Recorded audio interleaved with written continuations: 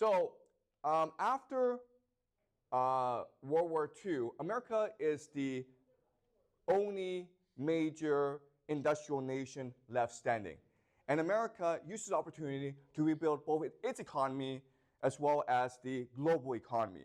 And it does so by transferring its wartime economy into a peacetime economy. Okay, in a wartime economy, you are manufacturing goods at mass, right?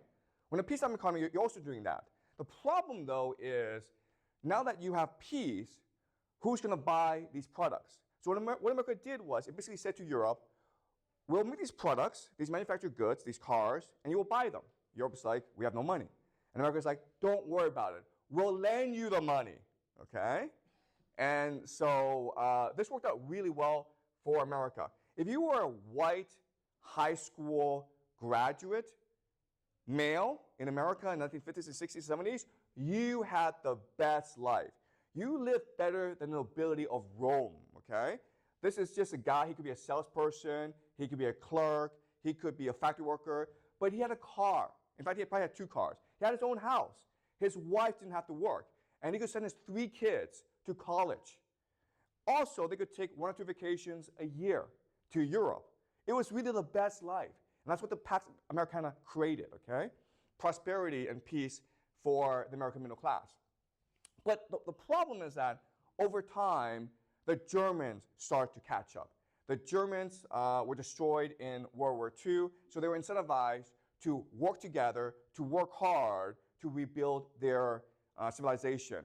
And German manufacturing became famous throughout the world, as did Japanese manufacturing, okay? So now what's happening is, because of the superiority of German and Japanese manufactured goods, America was transitioning from a creditor nation, where everyone owed it money, to a debtor nation, where its consumers were buying things that they couldn't really afford from overseas, okay? And again, America could do so because America had the US dollar as the reserve currency. 1961, Dwight Eisenhower is retiring from the presidency, and he says to the American people, I know we are at war with the Soviet Union, it's a Cold War, but we don't have any real enemies. Our enemies are all internal. There is currently in place something called the military-industrial complex. They employ millions of people, they manufacture weapons, and they're intent on war. They are our true enemy. If we allow the military-industrial complex to hijack the American political system, then we'll be constantly fighting these useless wars that will bankrupt our nation. Be aware. This is our greatest threat to our nation in our history. Okay? This is his farewell address. The potential for the disastrous rise of misplaced powers exists and will persist. We must never let the weight of this combination endanger our liberties or democratic processes. Okay? He's talking about the military-industrial complex.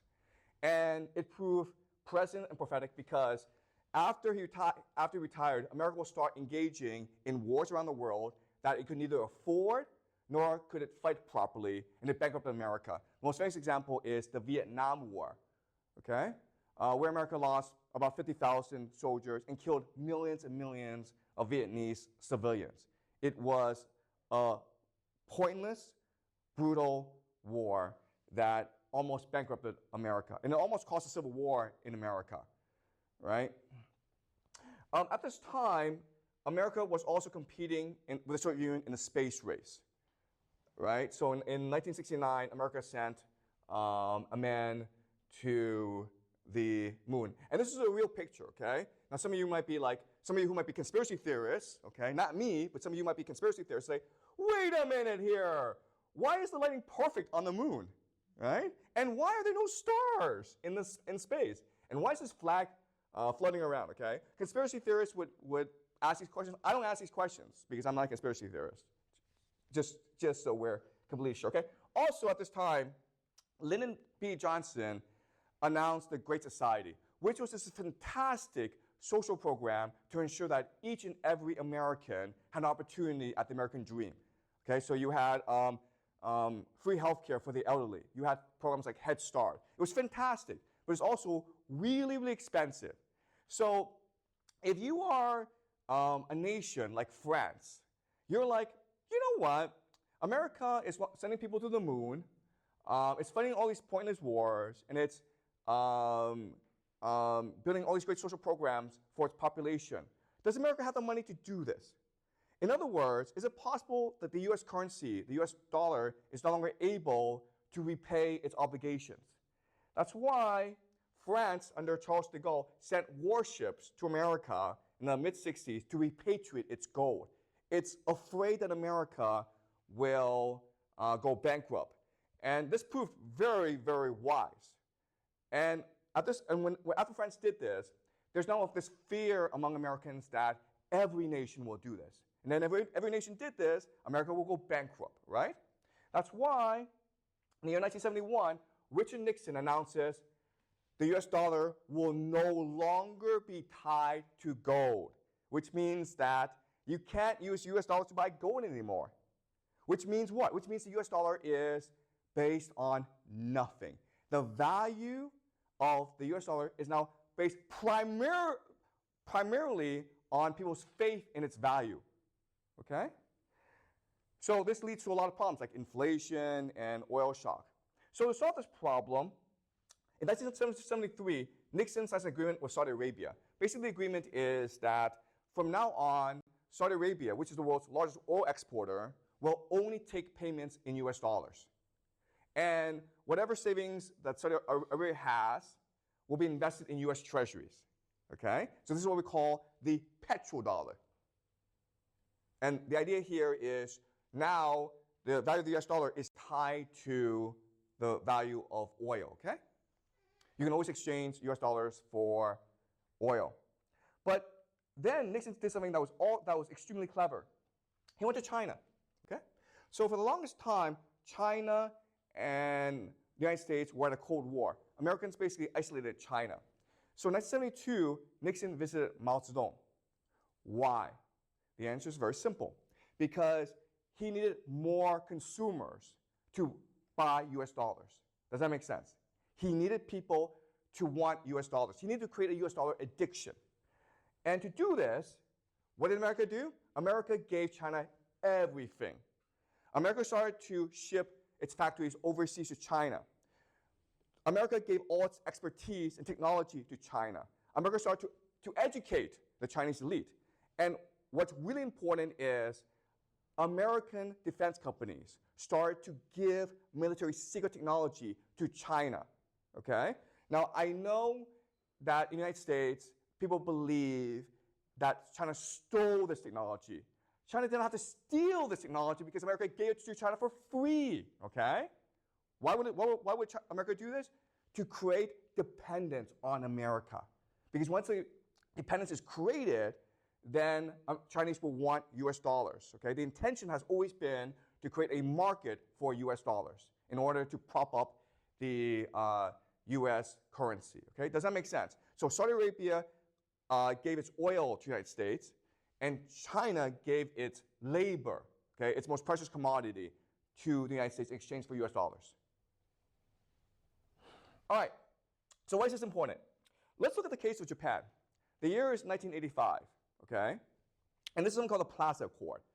The Plaza Accord was between the central bankers and the finance ministries of different nations, but primarily between the United States and Japan. Japan at this point was an export powerhouse. It was the second largest economy in the world, high savings rate. People really didn't want to buy American goods, but Americans love Japanese goods. Okay, so it's creating this trade imbalance. And Japan was growing and becoming an economic powerhouse. So America said to Japan, listen, you guys need to restructure your economy because your consumers aren't spending any money. This creates trade imbalance. And ultimately, this will lead to structural problems in Japan. So what we're going to do is we will revalue the Japanese currency. We will appreciate it against the US dollar. Okay? So as Japanese consumers, you're able to buy more from the United States. Now, Japanese economists thought this was a terrible idea.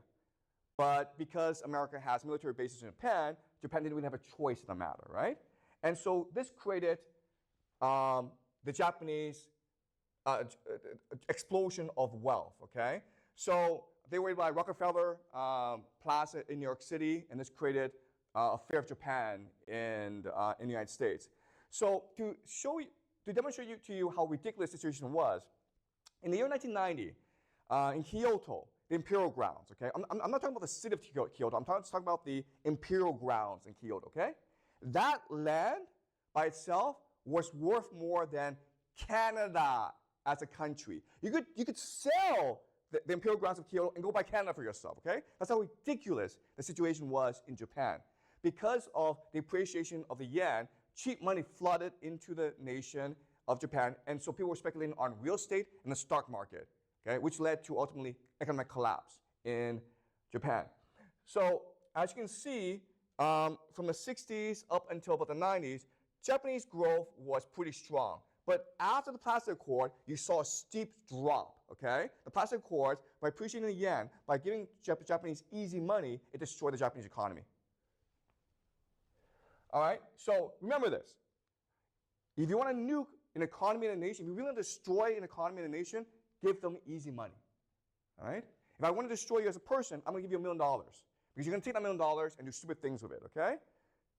Can you clarify a bit of easy money? Oh, okay, yeah. What does easy money mean? Easy money just means that you think it's free. You have to work for it. You don't have to earn it, okay? And the idea of easy money is central banks have the power to print money.